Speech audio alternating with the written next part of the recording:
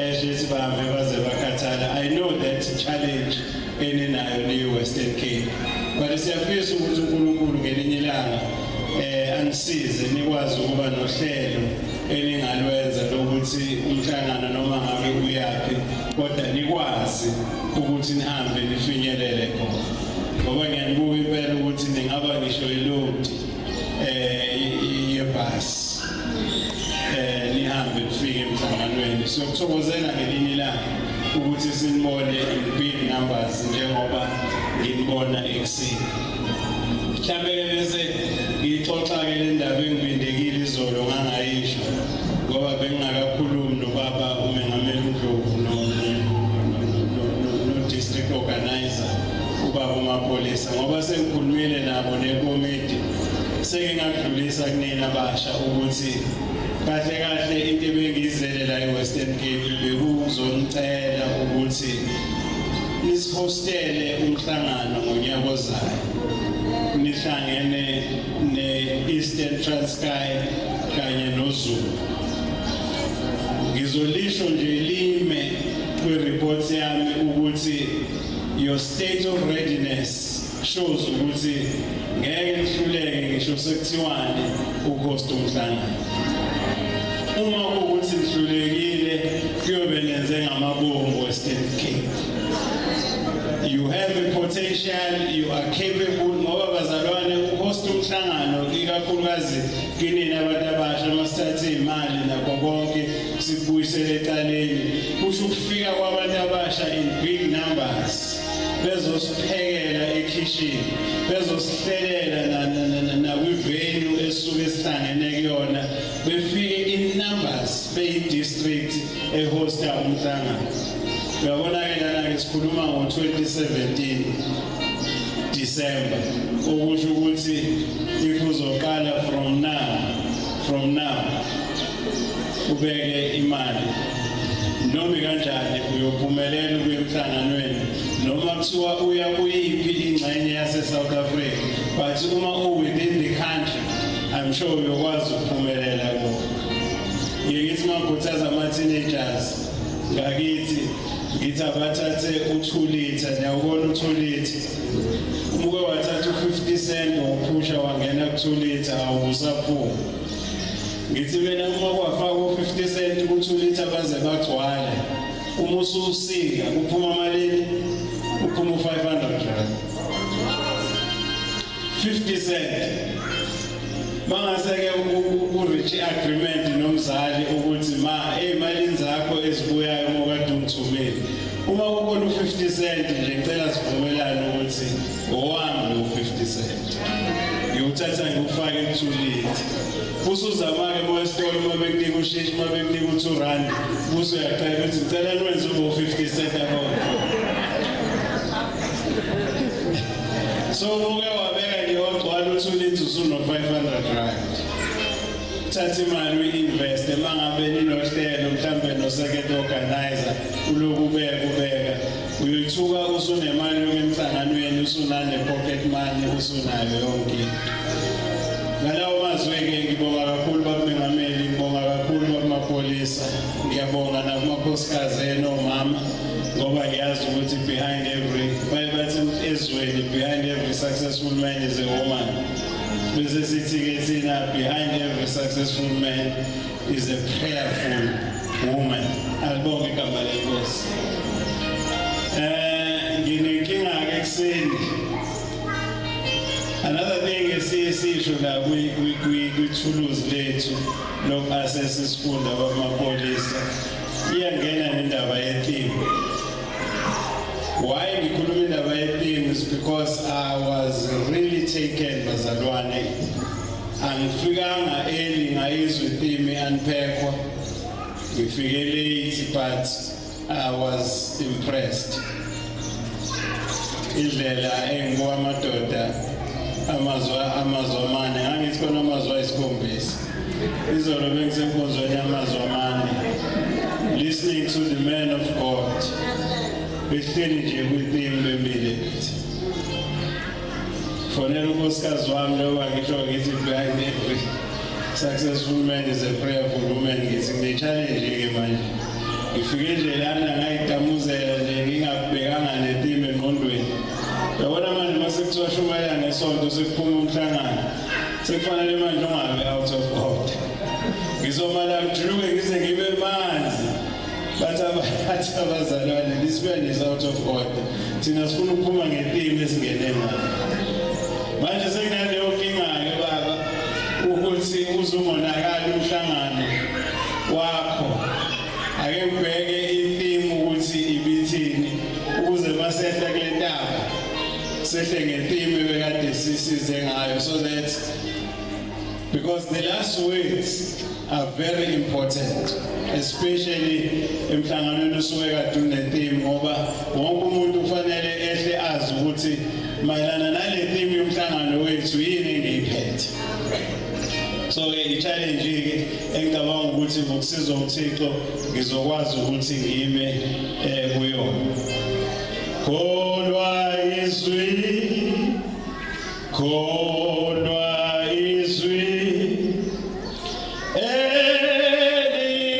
elikushoyo kunjengoba kunjalo. Kholwa izwi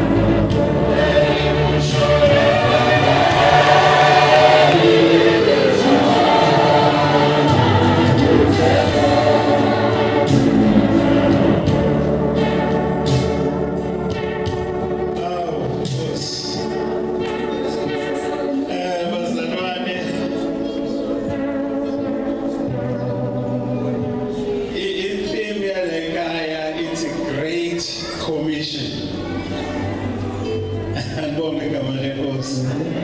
Great Commission. Sengike olela-ke ngokuthi ngithi mhlambe noma ngingangena ehlathini kodwa bengingekho ngesikhathi unpackwa le thing. But ngibambile izolo amadoda eshintshana ngayo kule platform. Inkosi umusinibusise. Ukhona engimzwile ekhuluma ngoJesu.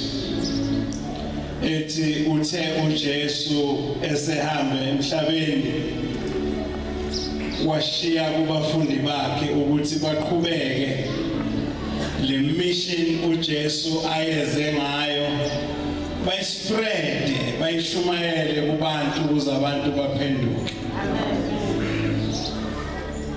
Uze wafika ekuthini mabefika lo muntu oxwalile khangeza elindele ukuthi kukhona imali abazokhipha bamnikeze yona. Uthi lo mzalwane bathi asina silver asina golide, but we are still carrying the great mission of the Almighty God. Ngiyamlalela omunye esho ethi kahle kahle the great mission came from God. He read the book of Genesis.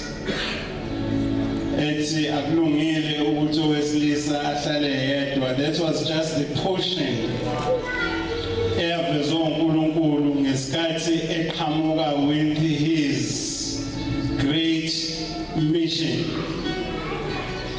Uyabona ke mina ngoba ulimi lwesilungu akusilolo lwami, uma kube kwathiwa kukhulunywa ngetheme ngifuna imfundiso ukuthi ngenze sure ukuthi lonke igama ngili-understanda ukuthi i-dictionary thini. Manje nje seningekho nonke sengingedwa ngase ngifonela unkosikazi ngathi cela ubhekele kwi-dictionary ukuthi commission ithini i-dictionary. Wathi ithi dictionary, it's entrusting someone with a duty or a task. Uma seyikhuluma ke lo mzalwane indaba kaNkulunkulu sengithi mina kusho ukuthi uNkulunkulu wayengeke athaskwe omunye umuntu nge-Great Commission, but wazithaska yena with the Great Commission to build the kingdom of heavens. The Great Commission of God was to establish the kingdom of God, the kingdom that is above all other kingdoms.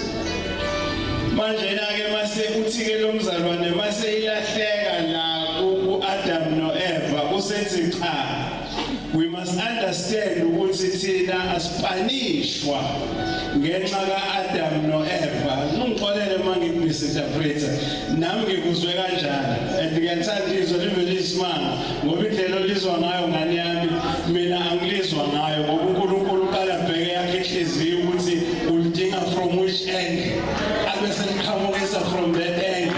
Mina ngiyabona ukuthi ngilidinga ngala ukuqhamukisa ngala. Manje ke sengithi ke mina kusho ukuthi ke lo mzalwane uma ehlukanisa phakathi kwe-punishment nama-consequences, he is telling us ukuthi asipanishwa thina ngenxa asipanishwanga ngenxa yesono sika-Adam no-Eva, but thina we had to suffer the consequences of the sin that was committed by Adam and Eve. Azathi uJesu uthe masefika wayesesithatha yena lesi sono sika-Adam no-Eva ukuze mina nawe sisindiswe. That was his great commission. Ayithatha lamadoda ehla nayo uthi omunye ungabona umuntu omusha ngqasha eshisa size sithi he's troublesome, sifune nokumdisciplina kanti thina as understand ukuthi the great commission in him is burning.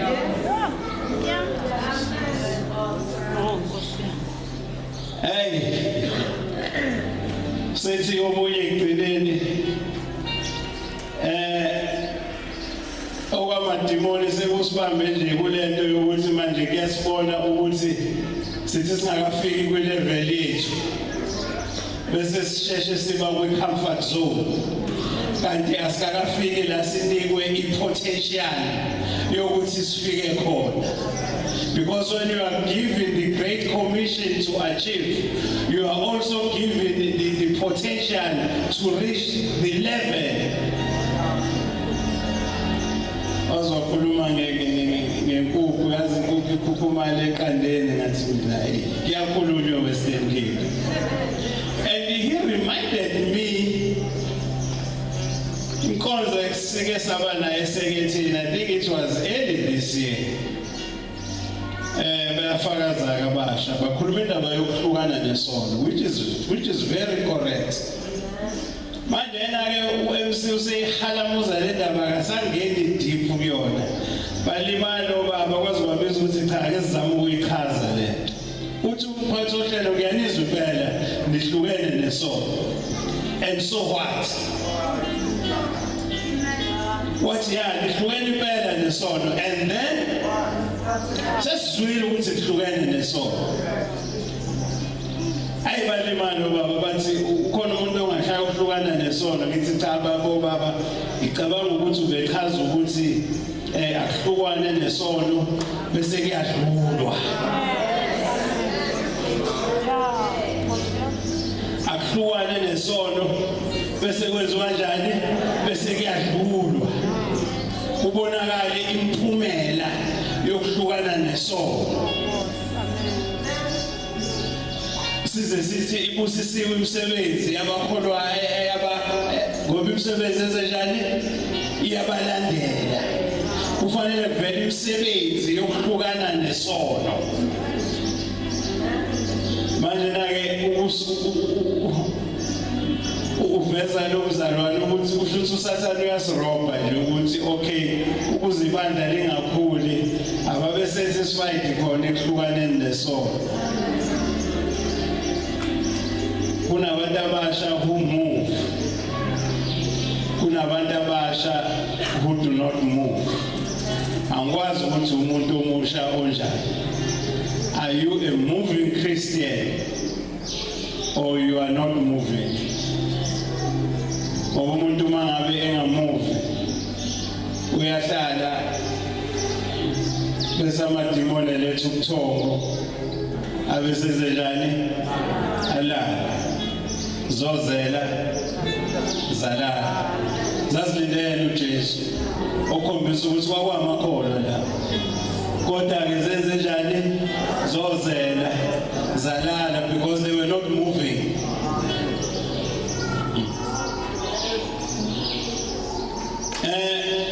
Ngifuna ke mina ukuthi ke bazalwane bese ngihlala phansi ngivele mina ngathi cha ake ngiqale ngibukele ama-commission lawa kahulumeni njalo kuhlale kuthiwa ne-commission Marikana i-commission mhlawumbe nje fees must fall isikhona uma ngabe khona noma kanjani kusazoba khona yini i-commission. When the person is given the task to share the commission,